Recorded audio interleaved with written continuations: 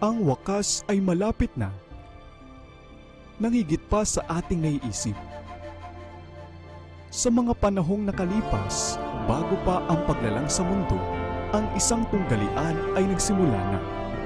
Isang tunggalian sa pagitan ng dalawang kapangyarihan. Isang tunggalian sa pagitan ng mabuti at masama. Isang tunggalian na magpapabago sa takbo ng panahon. Ito ang malaking tunggalian.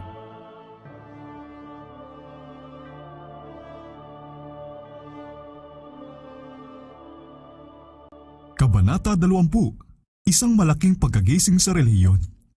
Ang isang malaking pagkagising sa relihiyon dahil sa pagpapahayag ng nalalapit na pagparito ni Kristo ay inihula sa propesiya ng mensahe ng unang anghel sa Apokalipsis 14. Isang anghel ang nakikitang lumilipad sa gitna ng himpapawid na may walang hanggang ebanghelyo na ipahahayag sa mga naninirahan sa lupa, sa bawat bansa, lipi, wika at bayan. Sa malakas na tinig ay ipinahayag niya ang mensahe, matakot kayo sa Diyos at magbigay luwalhati sa Kanya sapagkat dumating na ang oras ng Kanyang paghukom at sambahin ninyo ang gumawa ng langit, ng lupa, ng dagat at ng mga bukal ng tubig. Apokalipsis 14, 6-7. Ang katotohanan ng isang anghel ang sinasabing magiging tagapagbalita ng babalang ito ay napakahalaga. Sa kalinisan, kaluwalhatian at sa kapangyarihan ng makalangit na mensaherong ito ay nalulugod ang banal na karunungan na ilarawan ang napakataas na katangian ng gawaing dapat maisagawa ng mensahe at ang kapangyarihan at kaluwalhatian kasama nito. At ang paglipad ng anghel sa gitna ng himpapawid, ang malakas na tinig ng pagkakabigkas dito at ang pagpapalaganap nito sa lahat ng naninirahan sa lupa, sa bawat bansa, lipi, wika at bayan, ay nagbibigay ng katibayan sa mabilis at pangsanglibutang saklaw ng kilusan. Ang mensahe mismo ay nagbibigay liwanag kung kailan mangyayari ang kilusang ito. Sinasabing ito'y bahagi ng walang hanggang ebanghelyo at ipababatid nito ang pagsisimula ng paghukom. Ang pabalita ng kaligtasan ay ipinangaral sa lahat ng panahon, ngunit ang mensaheng ito ay bahagi ng ebanghelyong maipahahayag lamang sa mga huling araw sapagkat doon lamang magiging makatotohanan na ang panahon ng paghuhukom ay dumating na. Ang mga propesiyang ito ay naghahayag ng mga sunod-sunod na pangyayaring hahantong sa pagsisimula ng paghuhukom. Lalo ng ganito sa aklat ng Daniel. Subalit ang bahagi ng propesiya ni Daniel na may kinalaman sa mga huling araw ay ipinasara at pinatatakan sa kanya hanggang sa panahon ng wakas. Hanggat hindi natin nararating ang panahong ito, ang mensahe tungkol sa paghuhukom ay hindi maipapahayag ayon sa katuparan ng mga propesiyang ito. Ngunit sa panahon ng wakas, sabi ng propeta, marami ang tatakbo ng paroot parito at ang kaalaman ay lalago. Daniel 12:4. Binalaan ni Apostol Pablo ang iglesia na huwag asahan ang pagdating ni Kristo sa kanyang kapanahunan. Huwag kayong padaya kanino man sa anumang paraan, sapagkat ito'y hindi darating, sabi niya, malibang maunang maganap ang pagtalikod at mahayag ang taong makasalanan. 2 Tesalonica 2:3. Hindi natin maaaring asahan ang pagdating ng Panginoon hanggat hindi pa nangyayari ang malaking pagtalikod at ang mahabang panahon ng paghahari ng taong makasalanan. Ang taong makasalanan na tinaguri ang dinghiwaga ng kasamaan, anak ng kapahamakan, at ang tampalasan ay kumakatawan sa kapapahan na gaya ng inihula sa propesiya ay patuloy na mangingibabaw sa loob ng 1,260 taon. Ang panahong ito ay nagtapos noong taong 1778. Ang pagparito ni Kristo ay hindi maaaring mangyari bago sumapit ang panahong iyan. Sinasaklaw ng babala ni Pablo ang buong kapanahon ng Kristiyano hanggang sa taong 1778. Sa bahaging ito ng panahong iyan, ipapahayag ang mensahe ng ikalawang pagparito ni Kristo. Wala pang ganong mensahe ang naipapahayag sa mga nakalipas na panahon.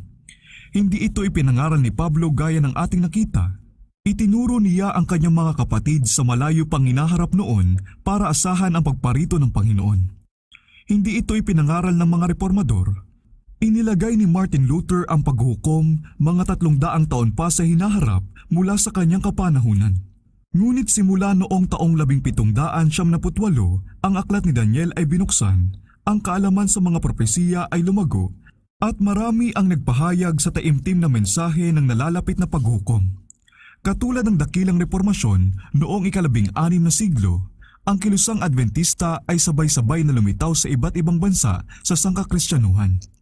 Parehong sa Europa at Amerika, ang mga taong may pananampalataya at mapanalanginin ay naakay na pag-aralan ang mga propesiya, at sa pagtalunton nila sa kinasiyang kasulatan ay nakita nila ang kapanipaniwalang katibayan na ang wakas ng lahat ng bagay ay malapit na. Sa iba't ibang lupain ay may mga hiwa-hiwalay na grupo ng mga Kristiyano na dahil lamang sa pag-aaral ng kasulatan ay sumapit sa paniniwala na ang pagdating ng tagapagligtas ay malapit na.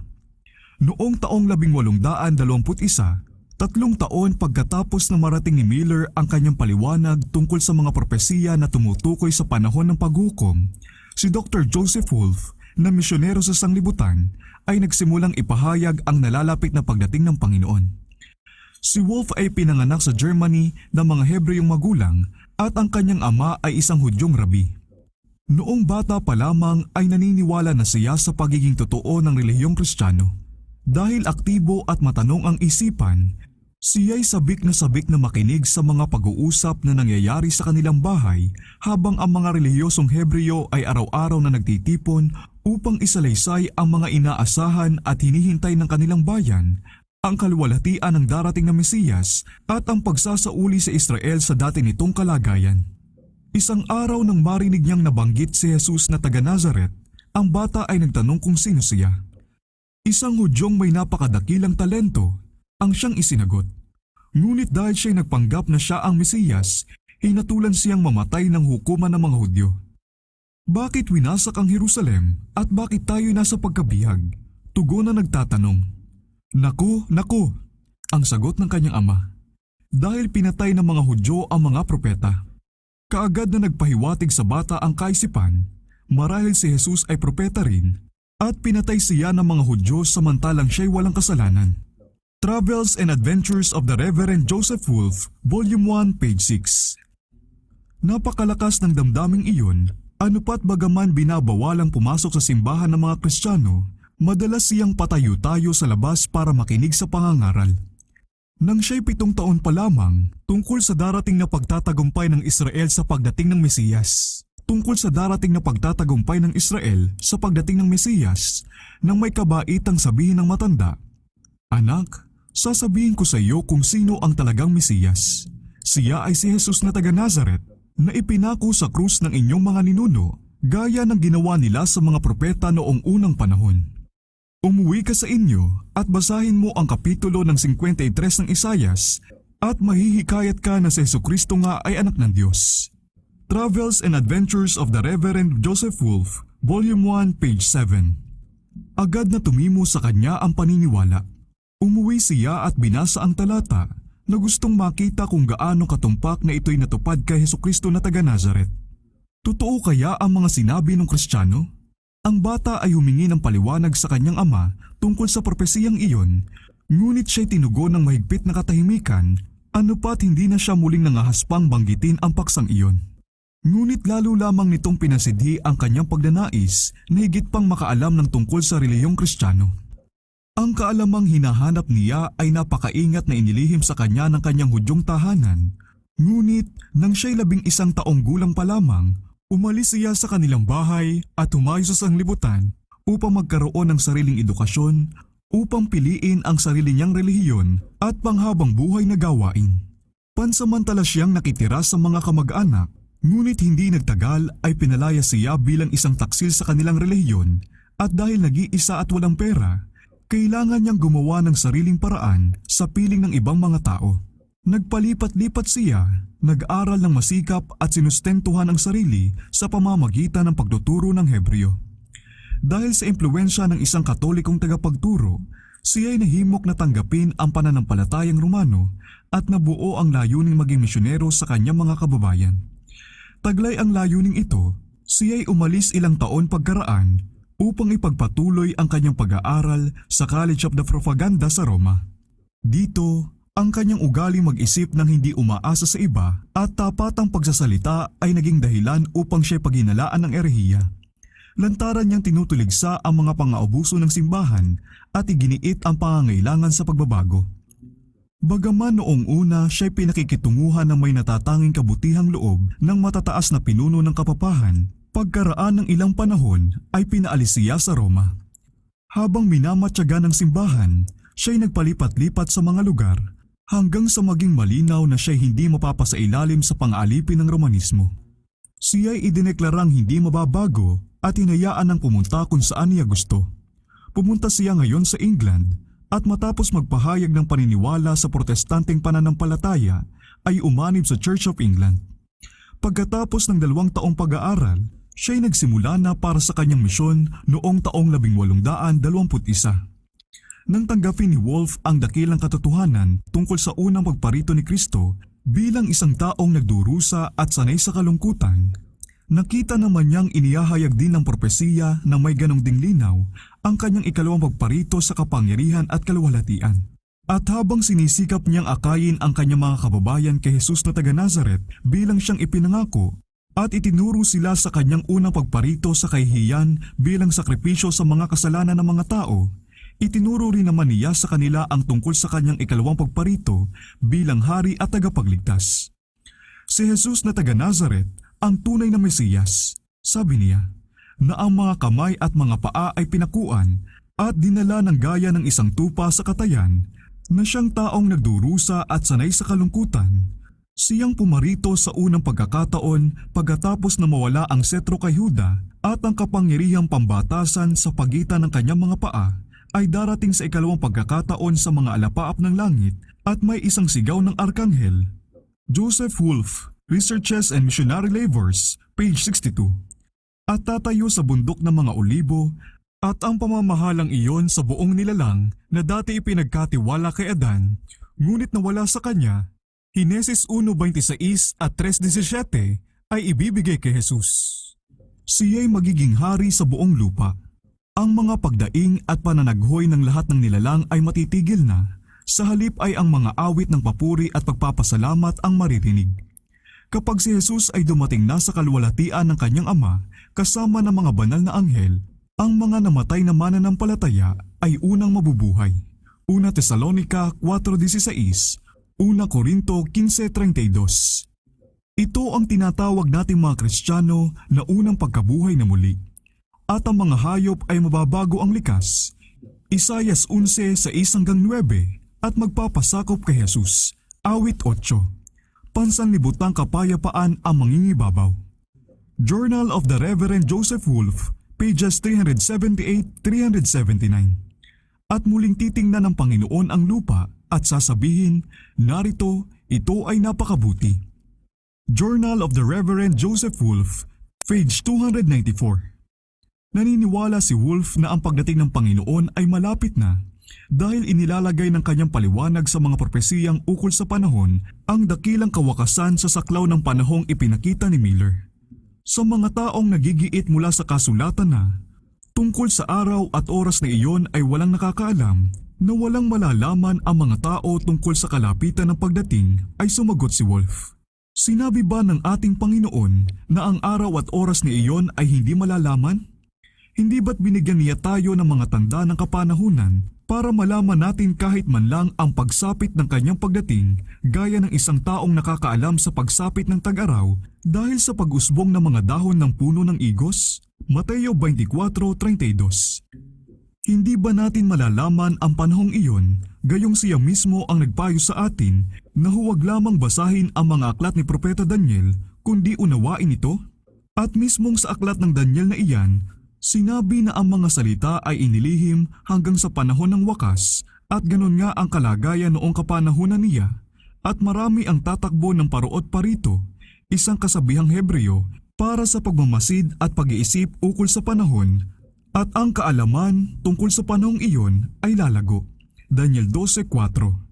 Bukod pa rito, ang ibig sabihin ng ating Panginoon ay hindi ganito na ang pagsapit ng panahong iyan ay hindi malalaman, kundi ang eksaktong araw at oras na iyon ay walang nakakaalam. Sinasabi talaga niya na ang malalaman sa pamamagitan ng mga tanda ng kapanahunan ay sapat na upang himukin tayong maghanda sa kanyang pagdating, gaya ng paghahanda ni Noe ng daong. Wolf, Researches and Missionary Labors, pages 404-405. Tungkol naman sa karaniwang pamamaraan ng pagpapaliwanag o maling pagpapaliwanag ng kasulatan ay isinulat ni Wolf.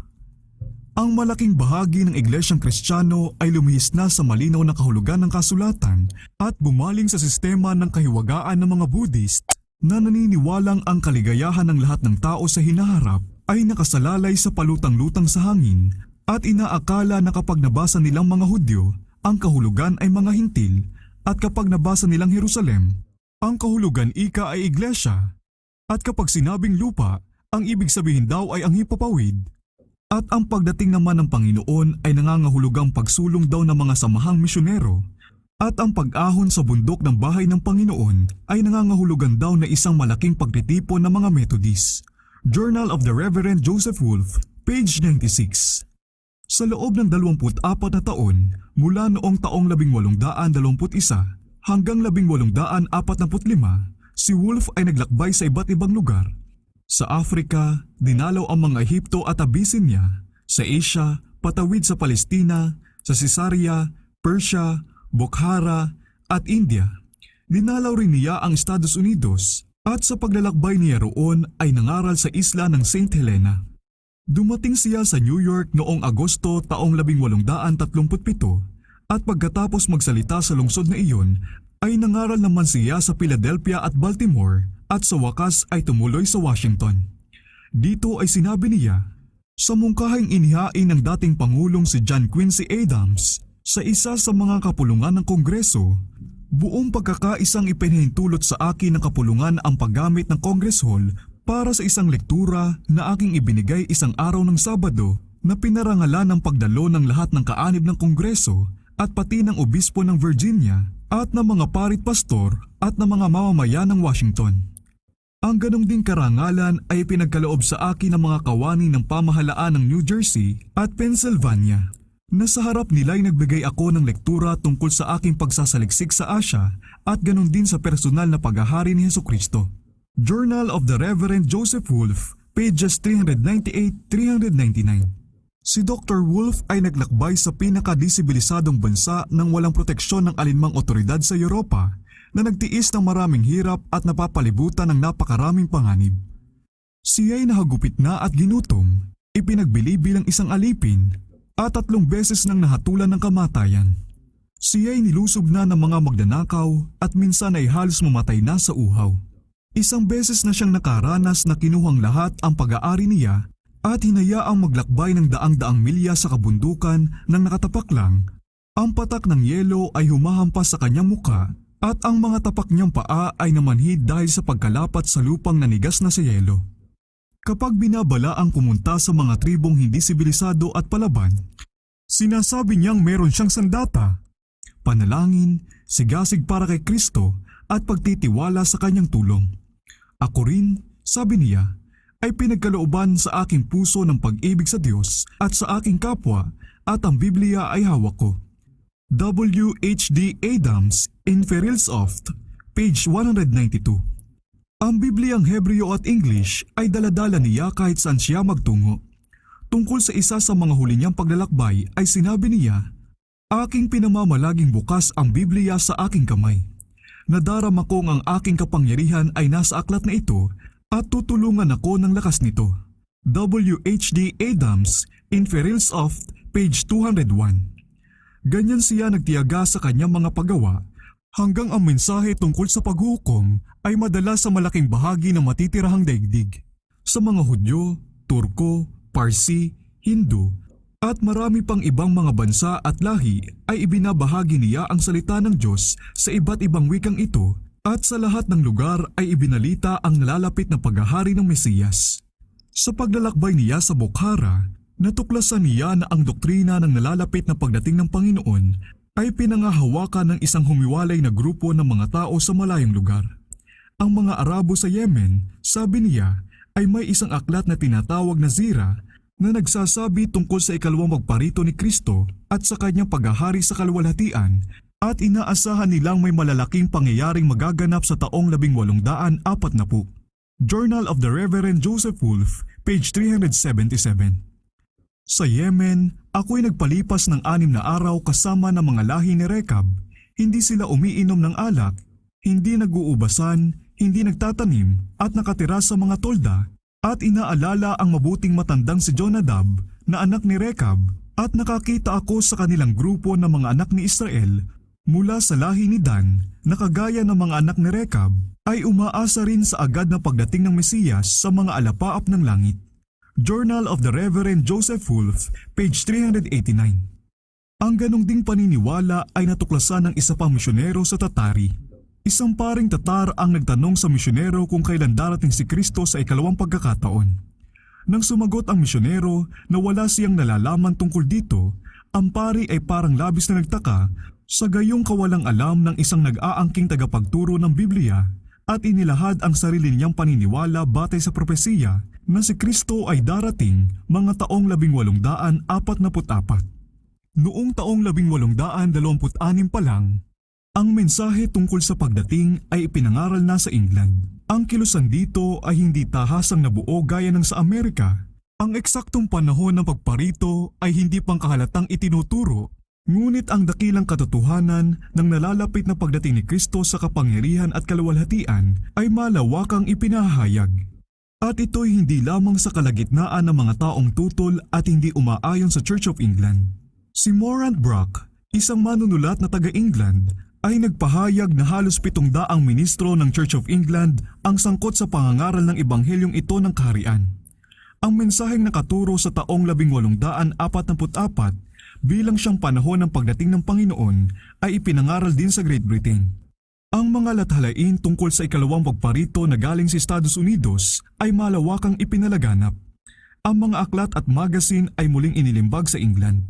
At noong taong 1842, si Robert Winter na ipinanganak sa England at natanggap sa Amerika ang pananampalataya sa ikalawang pagparito ay umuwi sa kanyang sariling bayan upang ibalita ang pagdating ng Panginoon. Marami ang sumama sa kanya sa gawaing ito at ang mga mensahe tungkol sa paghuhukom ay naipangaral sa iba't ibang bahagi ng England.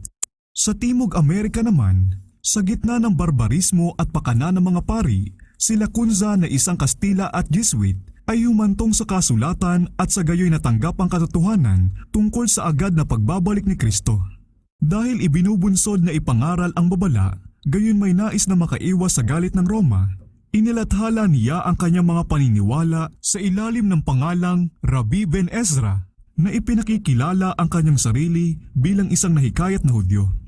Si Lacunza ay nabuhay noong ika-18 siglo, ngunit noong mga taong 1825 lang, naisalin sa English ang kanyang aklat nang ito'y makarating sa London.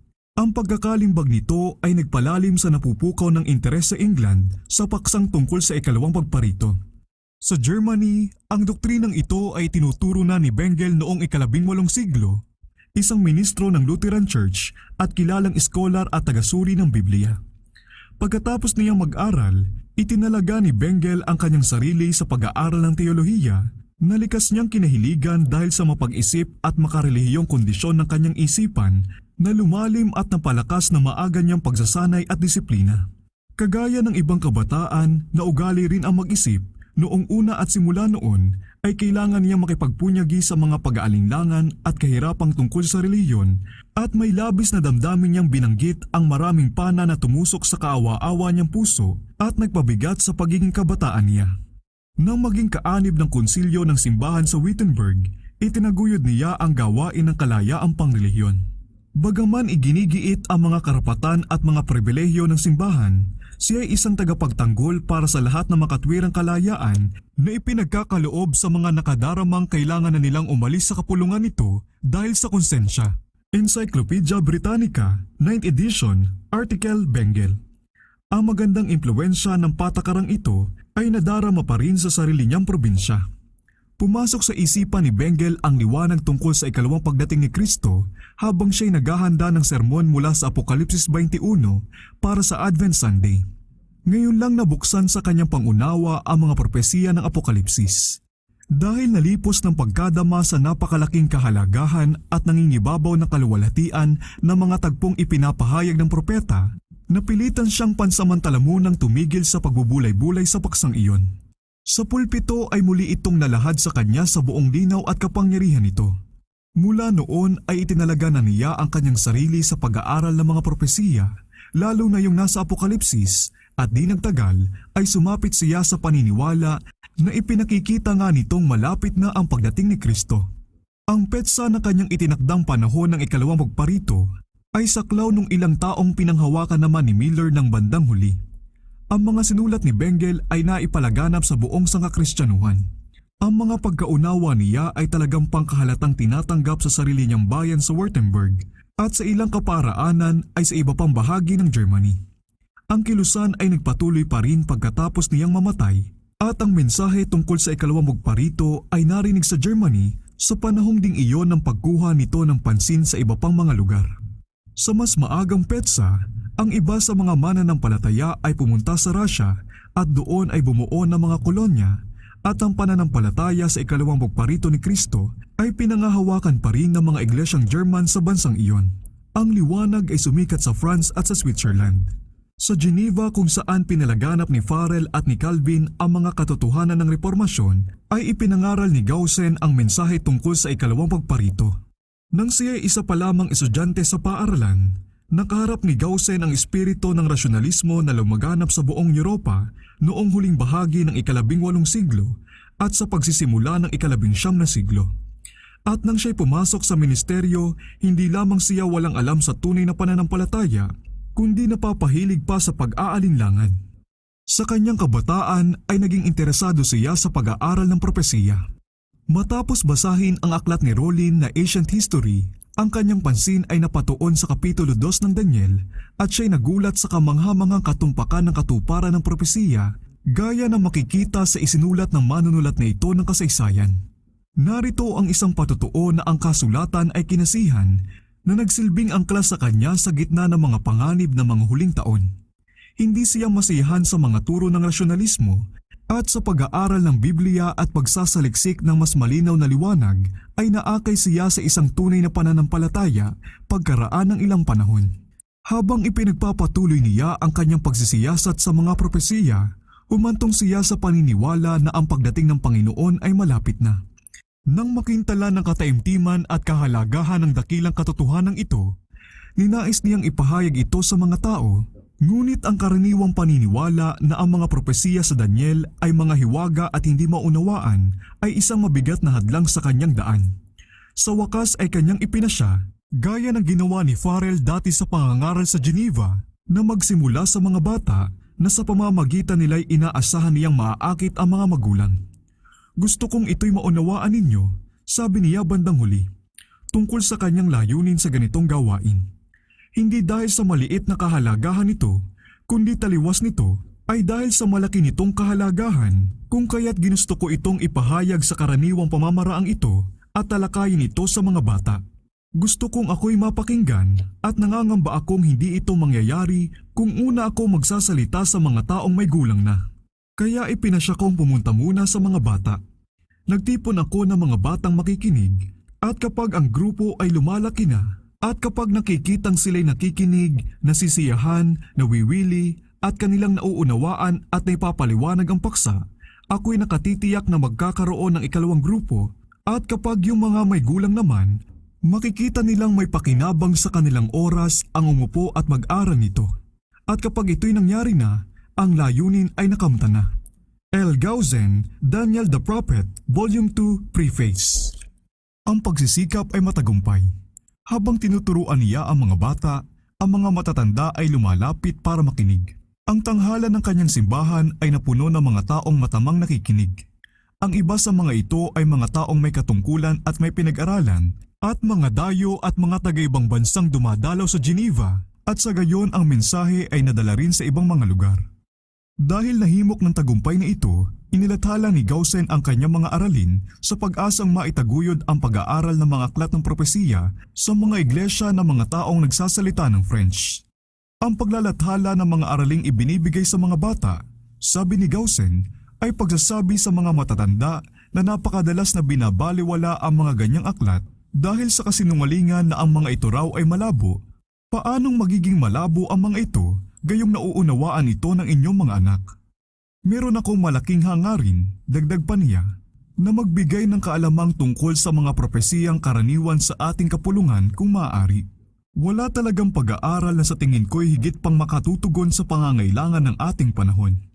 Sa ganitong paraan, tayo ay dapat maghanda sa malaking paghihirap na nalalapit na at magbantay at maghintay kay Hesukristo. Bagaman siya'y isa sa mga pinakakilala at minamahal na mga ngaral sa wikang French, si Gaussen di nagtagal ay sinuspinde sa pagkaministro. Ang pangunahin niyang kasalanan ay yung sa halip na katekismo ng simbahan na isang walang sigla at makarasyonalismong manual na halos salat sa tunay na pananampalataya, ang ginamit niya ay Biblia sa pagtuturo ng mga bata. Siya pagkaraan ay naging guro sa isang paaralan ng teolohiya, samantalang tuwing linggo ay patuloy pa rin siya sa kanyang gawain bilang katekista, nagsasalita sa mga bata at tinuturuan sila sa kasulatan. Ang mga sinulat niya tungkol sa propesiya ay pumukaw din ng malaking interes. Mula sa kanyang silya bilang propesor, papunta sa palimbagan at sa kanyang paboritong gawain bilang tagapagturo sa mga bata, nagpatuloy siya ng maraming taon sa pagbibigay ng malawak na impluwensya at naging kasangkapan sa pagkuha ng pansin ng maraming tao sa pag-aaral ng mga propesiyang nagpapakita na ang pagdating ng Panginoon ay malapit na. Pati sa Scandinavia, ang mensahe ng pagparito ay naipahayag rin at isang laganap na interes ang napukaw. Marami ang nagising sa kanilang pabayang kasiguraduhan, nagsisi at iniwan ang kanilang mga kasalanan at humingi ng kapatawaran sa pangalan ni Kristo. Ngunit tinututulan ng mga opisyales ng pambansang relihiyon ang kalusan at dahil sa kanilang impluwensya, ang iba sa mga nangangaral ng mensahe ay ipinasok sa bilangguan. Sa maraming lugar kung saan ay napatahimik din ng ganon ang mga mangangaral ng ikalawang pagparito ng Panginoon, ang Diyos ay nasisiyahang ipadala ang mensahe sa mahimalang pamamaraan sa pamamagitan ng maliliit na mga bata. Dahil sila'y mga wala pa sa edad, hindi sila kayang pigilan ng batas ng pamahalaan at sila'y pinahihintulutang magsalita ng hindi pinapakailaman.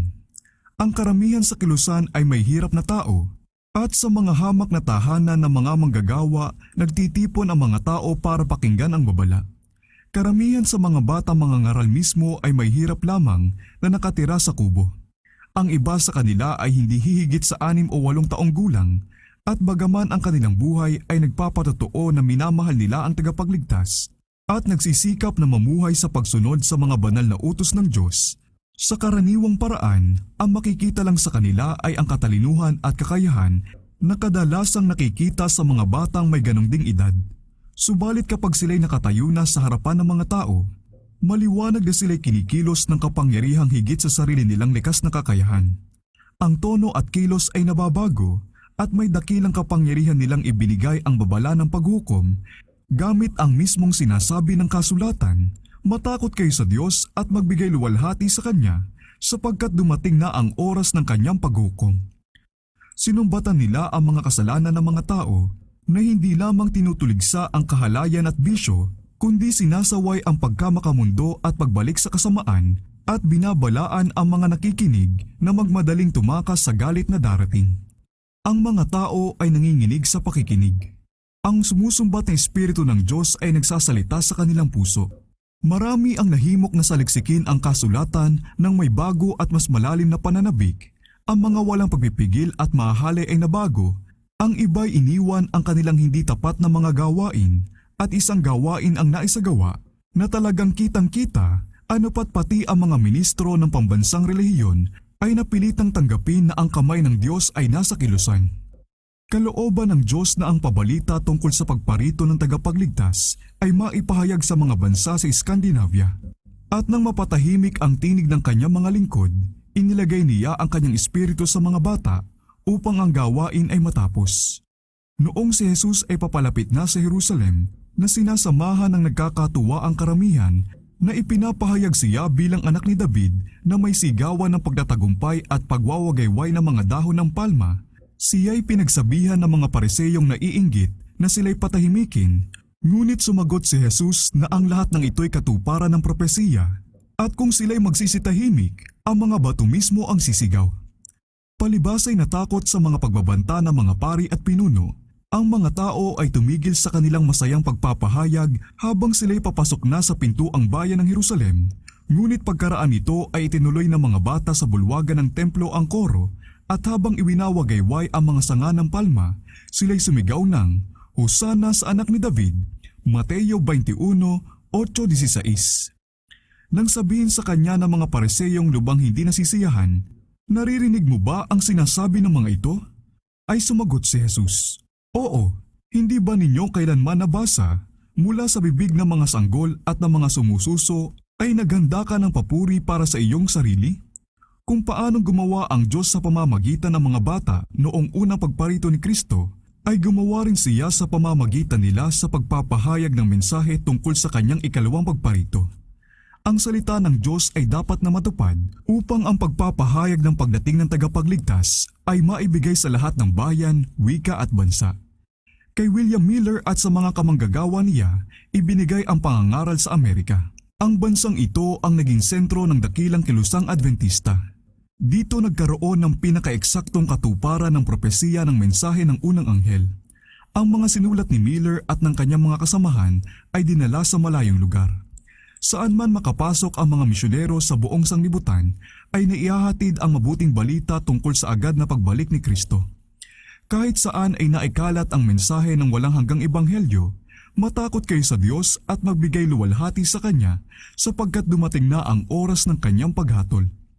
Ang patotoo ng mga propesiya na parang nagpapakita na ang pagparito ni Kristo ay ang tagsibol ng taong 1844 ay tumimo ng malalim sa isipan ng mga tao. Habang ang mensahe ay kumakalat sa bawat estado, nagkakaroon ng pagkagising ng laganap na interes kahit saan. Marami ang naniwala na tama ang mga argumentong mula sa mga panahong ukol sa propesiya, at habang binibitawan ang pagmamalaki nila sa kanilang sariling opinyon, ay maligaya nilang tinanggap ang katotohanan. May mga ministro na isinaisan tabi ang paniniwala at palagay ng kanilang sekta, iniwan ang kanilang mga sweldo at iglesia at nakiisa sa pagpapahayag ng pagparito ni Jesus. Kaya lang ay medyo kakaunti lang ang mga ministro na gustong tumanggap ng mensaheng ito. Kaya't ito'y ipinagkatiwala higit sa lahat sa mga hamak na karaniwang tao. Iniwan ng mga magsasaka ang kanilang mga bukid, ng mga mekaniko ang kanilang mga gamit, ng mga negosyante ang kanilang mga kalakal, ng mga profesional na tao ang kanilang tungkulin. Ngunit ang bilang ng mga manggagawa ay kakaunti kung ihahambing sa gawaing dapat matapos. Ang kalagayan ng isang makasalanang iglesia at ng sanglibutang nakaratay sa kasamaan ay nagpabigat sa kaluluwa ng mga tunay na bantay at maluwag sa kalooban nilang tiniis ang mabigat na gawain, kasalatan at paghihirap upang matawagan nila ang mga tao sa pagsisisi tungo sa kaligtasan.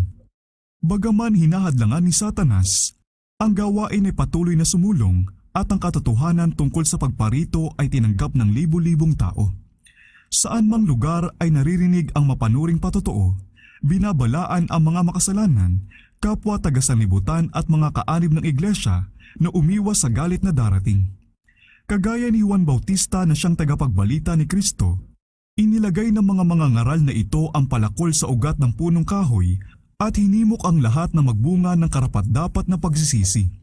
Ang mga nakagigising nilang panawagan ay malinaw na kataliwas ng katiyakan sa kapayapaan at katiwasayang naririnig mula sa mga tanyag na tagapagsalita, at kahit saan man ipangaral ang mensaheng ito, ang mga tao ay nakikilos.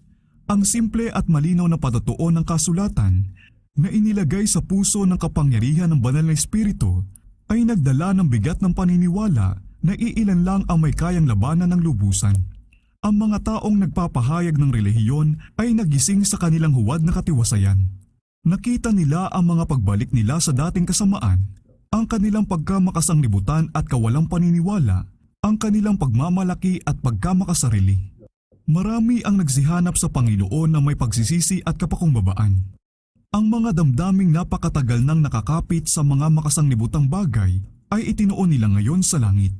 Ang Espiritu ng Diyos ay tumahan sa kanila, at taglay ang pusong napalambot at napasuko, sila'y nakisama upang ipahayag ang sigaw na, "Matakot kayo sa Diyos at magbigay luwalhati sa Kanya sapagkat dumating na ang oras ng Kanyang paghatol." Ang mga makasalanan ay umiiyak na nagtatanong, Ano ang kailangan kong gawin upang maligtas? Yung mga taong ang buhay ay nababahira ng kawalang katapatan ay nasasabik na gumawa ng pagsasauli. Lahat ng nakasumpong ng kapayapaan kay Kristo ay nasasabik na makitang nakakabahagi ang iba sa mga pagpapala.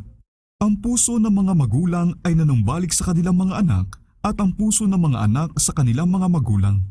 Ang mga hadlang ng pagmamapuri at pagkamahiyain ay napaalis. Nagkaroon ng mga taos-pusong pagpapahayag ng kasalanan at ang mga kaanib ng sambahayan ay gumawa para sa ikaliligtas ng mga pinakamalapit at pinakamamahal nila. Madalas na naririnig ang mga taimtim na pamamagitan. Kahit saan ay may mga kaluluwang malalim na nagdadalamhati na nagsusumamo sa Diyos.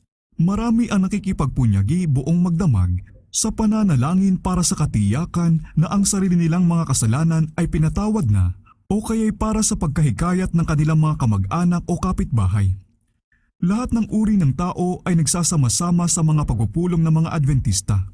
Ang mga mayayaman at mahihirap, matataas at mga hamak, sa iba't ibang kadahilanan ay nasasabik na sila mismo ang makarinig sa doktrina ng ikalawang pagparito.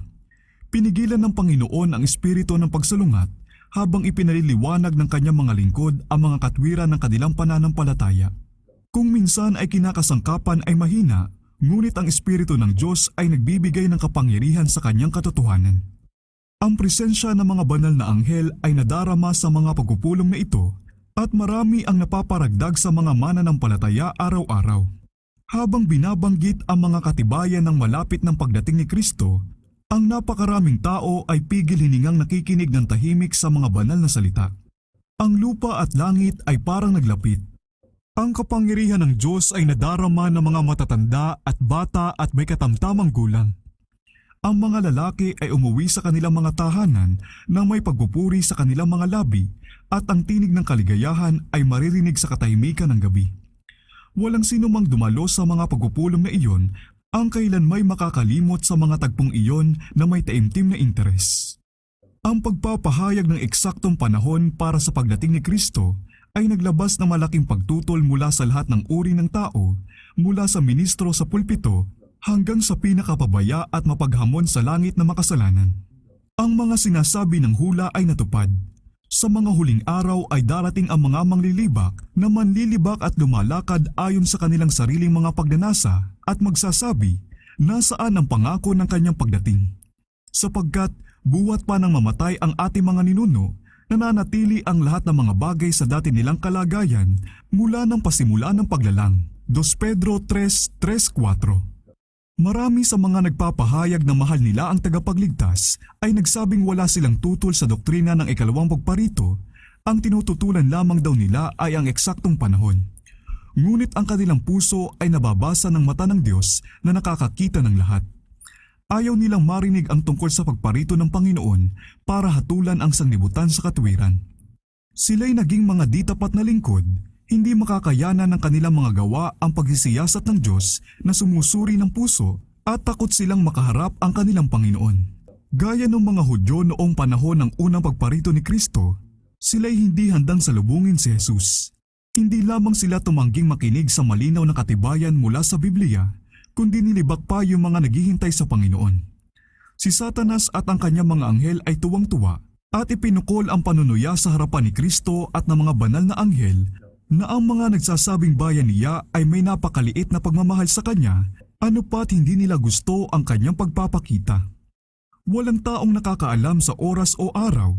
Ito ang katwirang napakalimit na inihaharap ng mga hindi tumatanggap sa pananampalataya sa pagparito.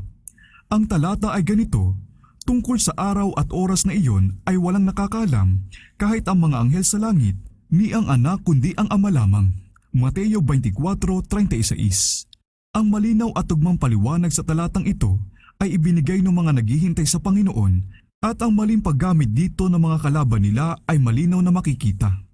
Ang mga salitang ito ay sinabi ni Kristo sa dakilang pakikipag-usap na iyon sa kanyang mga alagad doon sa bundok ng Olibo pagkatapos niyang umalis sa templo sa kahuli-hulihang pagkakataon. Ang mga alagad ay nagtanong, ano ang tanda ng iyong pagdating at ang katapusan ng panahon? Binigyan sila ngayon ni Jesus ng mga palatandaan at sinabi, kapag nakita ninyo ang lahat ng mga bagay na ito, alam ninyong siya'y malapit na. nasa mga pintuan na. Mateo 24:3-33. Ang isang sinabi ng tagapagligtas ay hindi dapat gamitin upang siraan ng isa pa. Bagaman walang taong nakakaalam sa araw o oras ng kanyang pagparito, tayo'y binilinan at inutusang alamin kung ito ba'y malapit na. Itinuturo pa nga sa atin na ang pagbabaliwala sa kanyang babala at ang pagtanggi o pagpapabayang alamin kung malapit na ba ang kanyang pagparito ay napakamapanganib sa atin, gaya rin ng mga taong nabuhay sa panahon ni Noe na hindi rin inalam kung kailan darating ang baha. At ang talinhaga sa kapitulo ring iyon na pinaghahambing ang mga tapat at di tapat na alipin at nagbigay ng hatol doon sa isa na nagsasabi sa kanyang puso, "Magtatagal ang aking Panginoon," ay nagpapakita kung sa anong liwanag kikilalanin at gagantipalaan ni Kristo yung mga nasumpungan niyang naghihintay at itinuturo ang kanyang pagdating at yung mga tumatanggi rito. "Magbantay kayo," sabi niya, "mapalad ang alipin na kung dumating ang kanyang Panginoon ay maratnan siyang gayon ang kanyang ginagawa." Mateo 24:42-51. Kaya't kung hindi ka gigising, darating akong gaya na magnanakaw at hindi mo malalaman kung anong oras ako darating sa iyo. Apokalipsis 3:3. Si Pablo ay nagsalita tungkol sa isang uri ng mga tao na daratnan ng pagdating ng Panginoon nang hindi inaasahan. Ang araw ng Panginoon ay darating na gaya na magnanakaw sa gabi. Kapag sinasabi nila, kapayapaan at katiwasayan, kaagad darating sa kanila ang biglaang pagkawasak at walang makakatakas. Ngunit idinadagdag niya, tungkol sa mga nakinig sa babala ng tagapagligtas, "Kayo, mga kapatid, ay wala sa kadiliman upang sa araw na iyon ay mabigla kayong gaya sa magnanakaw, sapagkat kayong lahat ay pawang mga anak ng liwanag at mga anak ng araw, tayo hindi ng gabi ni ng kadiliman man." Una Tesalonica 5:2-5. Sa gayoy na ipakita na ang kasulatan ay hindi nagbibigay ng pahintulot na ang mga tao'y manatiling walang alam tungkol sa kalapitan ng pagdating ni Kristo. Ngunit yung mga naghahanap lamang ng dahilan upang tanggihan ang katotohanan ay nagtakip ng tainga nila sa paliwanag na ito, at ang mga salitang walang taong nakakaalam sa araw o oras ay patuloy na pinaulit-ulit ng mga pangahas na manglilibak at maging ng mga nagsasabing ministro ni Kristo. Nang ang mga tao'y magising at nagsimulang magtanong tungkol sa daan ng kaligtasan, ang mga tagapagturo ng relihiyon ay pumagitan sa kanila at sa katotohanan na nagsisikap na payapain ang kanilang mga pangamba sa pamamagitan ng maling pagpapaliwanag sa salita ng Diyos. Ang mga di tapat na bantay ay nakiisa sa gawain ng dakilang mandaraya na sumisigaw, "Kapayapaan, kapayapaan," samantalang ang Diyos ay hindi nagsasalita ng kapayapaan. Kagaya ng mga Pariseyo noong panahon ni Kristo, marami ang mismong tumangging pumasok sa kaharian ng langit at yung mga nagsisipasok ay kanilang hinahadlangan. Ang dugo ng mga kaluluwang ito ay sisingilin sa kanilang kamay. Ang mga pinakahamak at pinakatapat sa iglesia ay karaniwan silang unang tumatanggap sa mensahe. Yung mga personal na nag-aaral ng Biblia ay talagang nakikita na wala sa kasulatan ang mga umiiral na pananaw ukol sa propesiya, at saan mang dako na ang mga tao ay hindi nakokontrol ng impluensya ng mga leader ng relihiyon, saan man na ang salita ng Diyos ay sinasaliksik mismo nila, ang doktrina ng pagparito ay kinakailangan lang na ihambing sa kasulatan upang pagtibayin ang banal na kapangyarihan nito. Marami ang pinag-uusig ng kanilang mga di sumasampalatayang kapatiran. Upang mapanatili ang kanilang posisyon sa iglesia, ang iba ay pumayag na manahimik na lang tungkol sa kanilang pag-asa.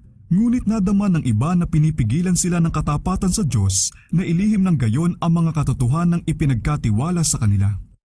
Hindi lang iilan ang itiniwalag sa samahan ng iglesia nang dahil sa pagpapahayag nila ng kanilang pananampalataya sa pagdating ni Kristo. Napakahalaga para sa mga nagbabata ng ganitong pagsubok sa kanilang pananampalataya ang mga sinabi ng propeta.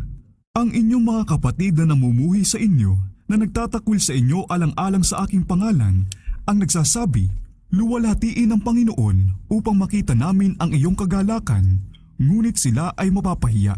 Isaya 66:5. Ang mga anghel ng Panginoon ay nag-aabang na may matinding pananabik sa ibubunga ng babala.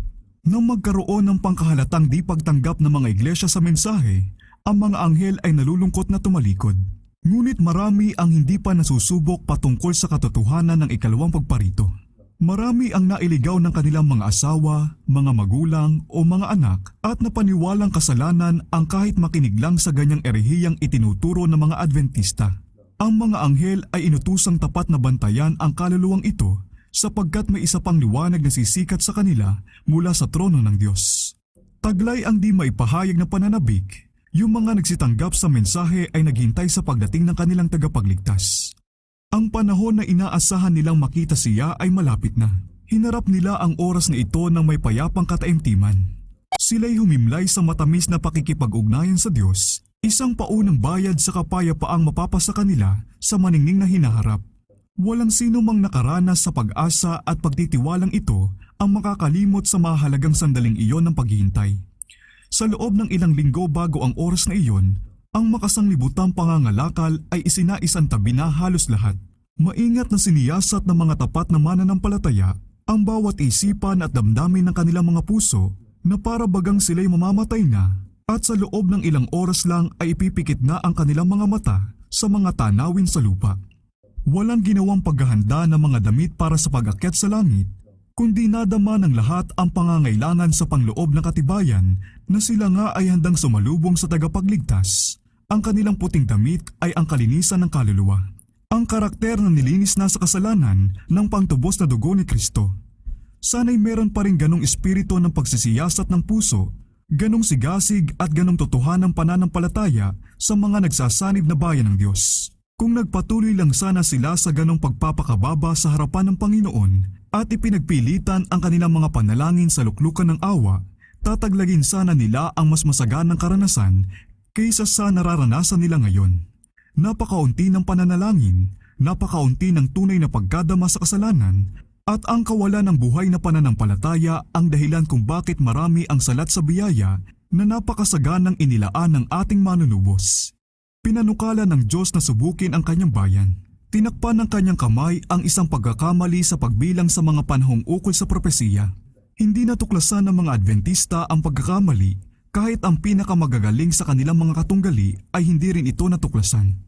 Sabi ng kanilang katunggali, ang inyong paglimbag sa mga panahong ukol sa propesiya ay tama. Meron ngang malaking pangyayaring malapit na maganap, ngunit hindi ito yung inihula ni Miller. Ito ay ang pagkahikayat ng sanglibutan at hindi ang ikalawang pagparito ni Kristo. Ang panahong inaasahan ay lumipas at si Kristo ay hindi napakita upang iligtas ang kanyang bayan. Yung mga may tapat na pananampalataya at pag-ibig na naghintay sa kanilang tagapagligtas ay daranas ng matinding kabiguan. Gayon may naisakatuparan ang mga layunin ng Diyos. Sinusubok niya ang mga puso ng mga nagsasabing sila'y naghihintay sa kanyang pagpapakita. Marami sa mga ito ang itinulak lang ng takot. Ang pagpapahayag nila ng pananampalataya ay hindi tumalab sa kanilang mga puso at buhay. Nang hindi naganap ang inaasahang pangyayari, ang mga taong ito ay nagsabing hindi sila nabigo. Kailanman ay hindi raw nila pinaniwalaan na si Kristo ay darating. Sila ay kasama sa mga unang lumibak sa kalungkutan ng mga tunay na mananampalataya. Subalit si Jesus at ang buong hukbo ng langit ay nakamasid ng may pagmamahal at habag sa mga taong sinubok at tapat, gayon may nangabigo. Kung ang tabing na naghihiwalay sa nakikita at hindi nakikita ay nahawi, makikita sana na ang mga anghel ay lumalapit sa mga matatag na taong ito at ipinagsasanggalang sila sa mga sibat ni Satanas.